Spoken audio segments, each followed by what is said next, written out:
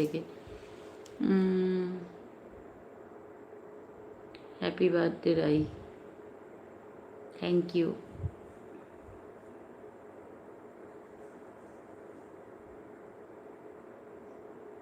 বারোটা বেজে গেছে, আমার 12টাও বেজে গেছে। ও দিদিভাই তোমার কাছে আছে, কি আছে? Happy birthday. রান্না, আচ্ছা।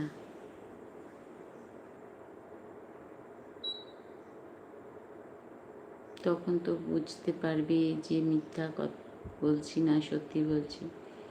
একদম একদম।